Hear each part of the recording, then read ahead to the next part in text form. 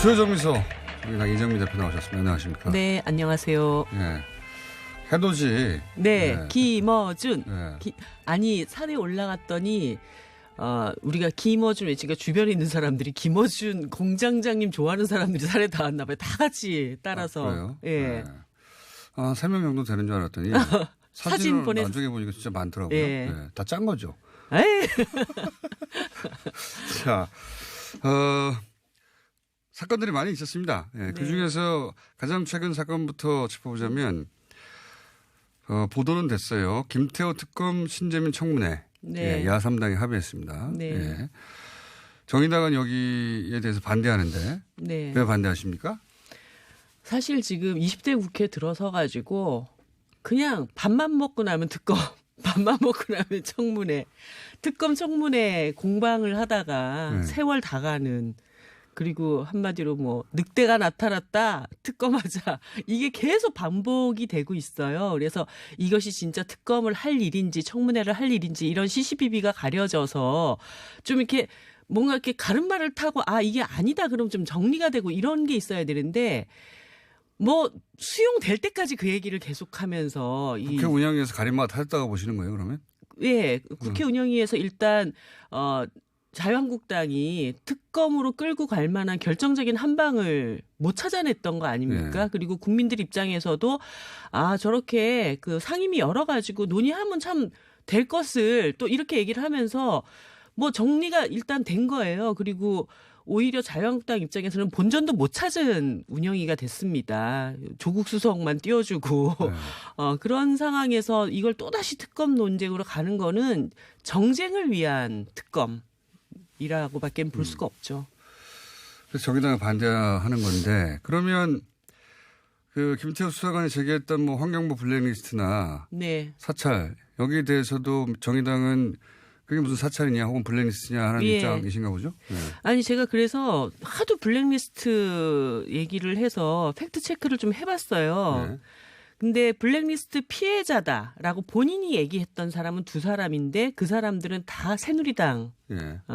예. 비례대표라든가. 예, 예. 새누리당 출신입니다. 그리고 그분들은 다 임기를 채웠어요. 거기서 사실 꺾였어요. 예, 임기를 다 채우고 어떤 사람은 후임자가 없어가지고 예. 임기를 마쳐야 되는데 못 마치고 1년을 더 하고 있거나. 그분이 본인이 피해자라고 목소리를 냈던. 예. 그리고 그분이죠. 또 한 분은 사실은 애초에 이렇게 권고사직을 당할 법한 예를 들어서 뭐 직원에게 강제로 음주를 권했다든지 폭행포고를 했다든지 이런 혐의를 받고 있는 이런 분이라든가 이분들 안에서 블랙리스트 논란이 나왔고 따르게 지목됐던 사람들은 아니다 나는 그런 사직을 강요받은 적 없다. 나 임기 맞춰가지고 이제 그만두려고 했다. 예. 그리고 원래 정권 바뀌면은 이제 임기 끝나면은 다 그렇게 자리 내놓는다. 이렇게 하고 있는 거거든요. 예. 그래서 실제로 이것을 블랙리스트라고 불러야 할 사안은 아닌 것으로 확인돼 있는데도 여전히 특검을 하자고 하죠. 예, 팩트 체크가 됐는데도 자꾸 특검을 하자고 하니까. 언론의 책임도 있어요. 그렇게 지금 말씀하신 대로 팩트가 체크됐으면 팩트 체크됐다라고 정확하게 보도하고 네.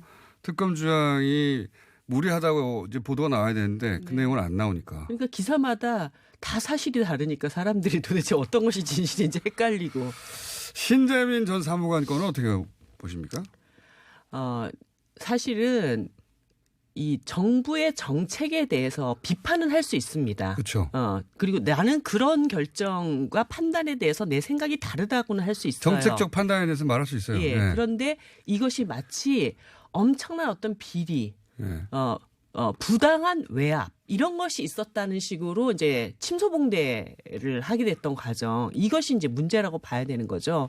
그래서 저는 사실 기재부나 정부도 이런 부분들을 좀 빨리 딱 끊고 해명할 것을 정확하게 해명하고 저기는 우리 판단이랑 다른 것이다 이렇게 하면 되는데 또 이제 이게 고발 조치까지 들어가면서 한마디로 숨길 게 있는 게 아닌가. 그렇죠. 뭐 이렇게 그러니까 보여주게 국민들한테 만들었다. 그렇게 보여주게 됐던 것이 아닌가. 해명을 안 한 건 아닌데 해명을 믿지 않았죠. 네. 그런데 이제 그것이 뭐 고발건까지 가면서 공방을 더 키우는 꼴이 됐다고 저는 봐요. 그러면 고발을 안 했으면은 금방 가라앉았을까요?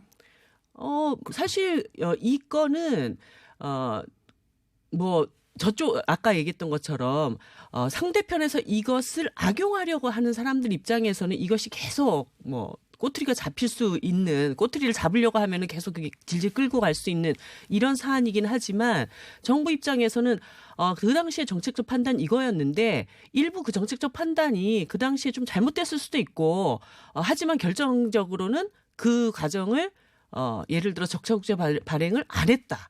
그 다음에 그 당시에 그 바이백을 하루 전날 취소했던 것은 정책을 너무 급격하게 그렇게 전환한 것에서는 문제가 있었다. 이렇게 정리를 하고 그 논란에 뛰어들지 않는 것이 저는 좋았다는 생각이 들어요. 그렇게 말할 수는 있는데 예, 언론이 그렇게 보도하지 않으니까요. 그런 말을 안 한 건 아니에요. 근데 그럴 때마다 모든 것을 사법적인 과정으로 끌고 가는 것도 사실은 참. 그건 뭐 예. 논란의 여지가 분명히 예. 있습니다. 예.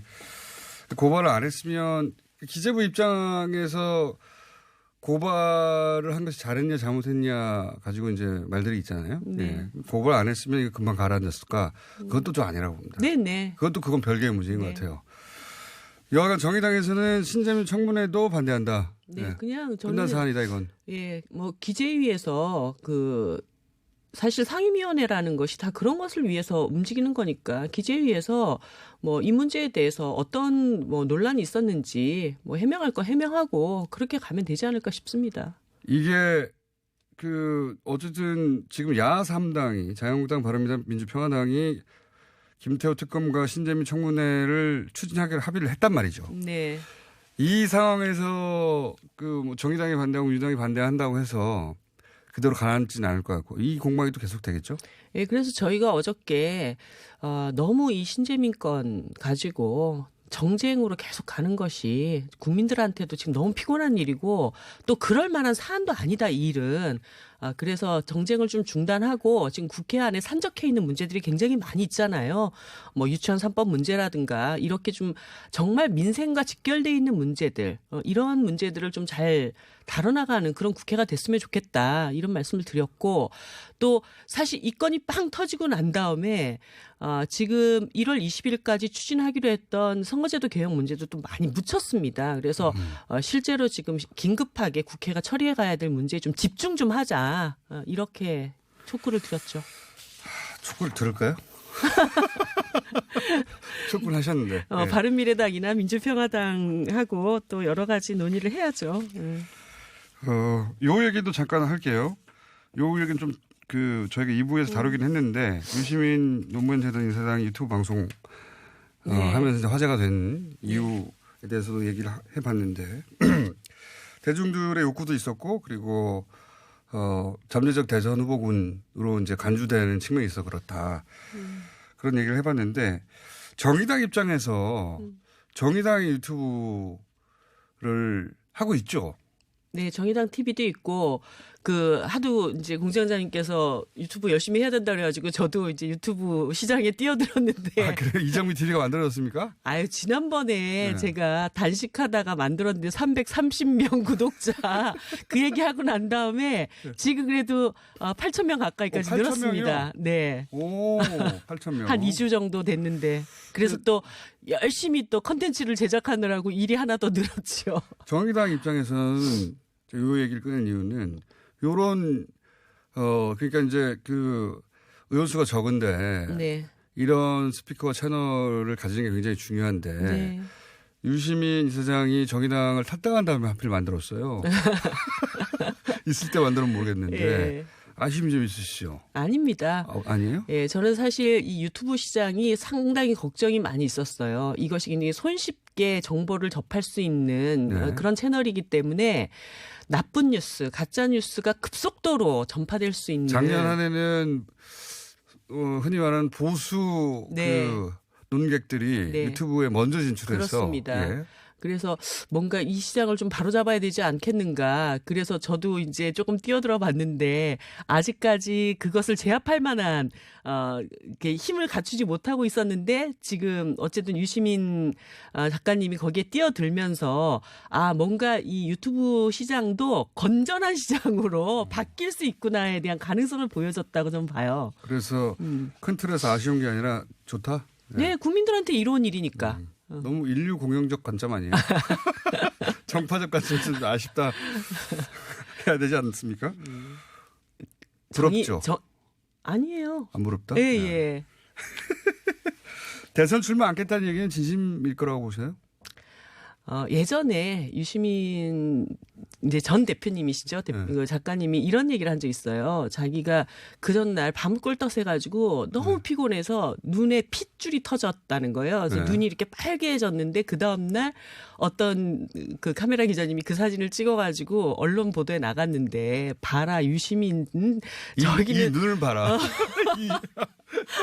독한 도끼가 서려 있는 눈이다. 막 이런 얘기를 들었던 얘기를 이렇게 일화처럼 얘기를 하면서 이 정치의 세계라는 게 그렇게 어려운 거다라는 얘기를 하신 적이 있어요. 그리고 얼마 전에도 정치를 하는 과정은 정말 물길을 헤쳐오는 과정과 같았다 이런 얘기를 하셨잖아요. 근데 요 근래에 유 작가님의 어떤 삶에 대해서 많은 분들이 그 이전에 볼 수 없었던 굉장히 평화로움과 자유로움 이런 것들을 많이 얘기를 하고 있고 안 하실 거라고 보신다. 그 대선에 이제 출마를 하게 될 때는 주변에 강력한 지지자들이 대선에 나오십시오 이렇게 하는 것이 진행이 돼야 되잖아요. 우선이죠. 근데 유시민을 정말 좋아하는 사람들은 지금 이렇게 사는 게 참 더 좋아 보인다 이런 분들이 더 많으신 거예요.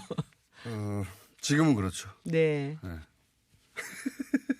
지금은 그렇고 나오든 안 나오든 계속 이 대선 주자 후보군 시장에서 거론될 거라고 봅니다. 네, 뭐 그거는 어쩔 수 없는 또 운명 같은 거죠. 자유한국당 전당대회는 어떻게 전망하십니까? 전당대의 키포인트는 이제 지도부 선출 방식을 어떻게 할 것인가. 에 달려 있다고 봅니다. 예를 들어서 이제 집단 지도 체제로 갈 것인가, 단일성 집단 지도 체제로 갈 것인가에 따라서 이 판세가 굉장히 많이 흔들릴 거다. 그러니까 원내대표 선출 과정에서 비박, 친박 그 주자가 그 자기 주자를 내서 이렇게 완전한 승리를 거두기는 어렵다는 것을 이번에 입증을 한 것이잖아요. 친박이 아닌 나경원 후보를 선택해서 이겼죠. 예, 그러니까 친박이 자기 후보를 내가지고는 이길 수 없고 비박도 자기 후보를 내서 못 이겼다는 걸 보여줬기 때문에 그래서 만약에 이제 단일성 집단지도 체제로 가게 됐을 경우에는 아마 비박도 친박도 이번 경우를 그 귀감으로 삼아서 아마 이렇게 중립지대에 있는 사람을 자기 편으로 끌어들여서 대표를 내세우는 이런 방식을 택하게 될 것이다. 그러면 뭐 오세훈 전 시장이라든가 뭐 김태호 전 도지사라든가 이런 사람들이 이제 부각이 될 가능성이 저는 높다고 보고요. 홍준표 전 대표는 안 나옵니까? 여의도에서는 뭐래요? 여의도에서 듣는 소리들이 있지 않습니까? 뭐 말이 분분하죠. 나올 거다, 안 나올 거다. 최근에 마음이 바뀌어서 다시 나올 거다 이런 얘기들이 나오는데 홍카콜라 인기가 꽤 있거든요. 예, 근데 제가 만약에 지금의 홍준표라면 뛰어들지 않을 가능성이 더 높다고 봅니다. 그런데 이제 홍준표 전 대표는 이재명 대표가 아니기 때문에 어떤 선택을 할지는 그러니까 본인은 최종적으로는 다음 대권을 바라보는 것인데 그때까지는 자기 몸값을 다른 방식으로 키우는 것이 더 중요하지 리스크를 안고 뛰어들었다가 떨어지게 되면 상당히 곤란하죠. 그 다음 행보에 그런 것들을 좀 당 계산하고 대표가 되면 이제는 총선을 지휘하니까 그러면 당을 자기 당으로 만들 수 있어요. 근데 현재로서는 대표가 되기가 굉장히 어렵죠. 그렇게 생각하신다. 여의도에서 도는 이야기는 나온다 안 나온다 분분하다. 예. 그럼 여의도에서는 차기는 누가 더 유력하다 당 대표로 그런 얘기 현재까지는 그러니까 아까 얘기했던 것처럼 만약에 이제 집단 지도 체제가 된다 그러면은 다 다이다이로 붙는 이런 방식이 될 거고 그 단일성으로 가게 되면 대표님 다이다이가 뭡니까? 각각이 자기 실력대로 한번 붙어보는 방식이 될 거고 단일성으로 가게 되면은 친박 비박도 아닌 가끔씩 그런 언어 구사가 나와요. 예. 네. 어떻게 하죠? 할 수 없죠 뭐. 네. 자, 정부 최저임금 결정 체계 개편안 내놨어요. 네. 예. 이게 이제 정부 입장에서는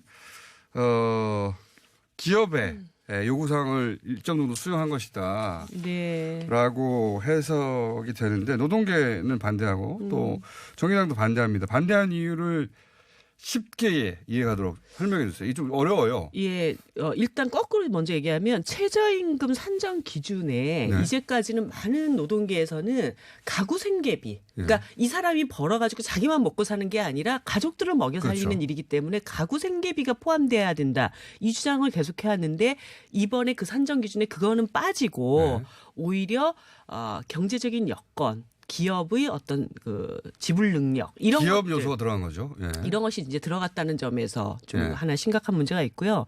두 번째는 결정 단위를 이원화했던 두 번, 겁니다. 그게 이제 잘 예. 이해가 안 가는 건데. 예전에는 이제 최저임금위원회 안에서 노사 공익이 함께 모여서 어떻게 정할 거냐 막 논의를 그렇죠. 했던 과정이 있었는데 두 개로 나눴어요. 하나는 결정 구간을 먼저 정하는 겁니다. 예. 그러니까 예를 들어서 최저가 얼마가 최고가 얼마. 이번에 최저임금은 최저는 500원에서 많게는 1,000원까지를 인상한다. 예를 들어서 예. 이렇게 구간을 정해놓고 나면은 그 다음에 심의위원회에서 그 안에서 700원으로 할지 800원으로 할지 예. 이렇게 결정하게끔 된 이게 거예요. 노동계가 반대하는 데 있어서 어떤 부분이 불리하기 때문에 반대하는 겁니까? 결국은 예. 결정 구간은 정부의 입김에 의해서 음.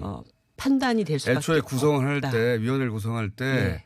정부가 생각하는 구간으로 결정되어서 예, 그게 이제 다시 심의위원회로 오잖아요. 그러면 이미 이제 하한선과 상한선이 결정이 돼 있어요. 그러면 당연히 사용자 측은 만약에 500원에서 1,000원까지 사이에서 결정해라 딱 이렇게 보내면은 나오면? 사용자들은 500원으로 하자. 예.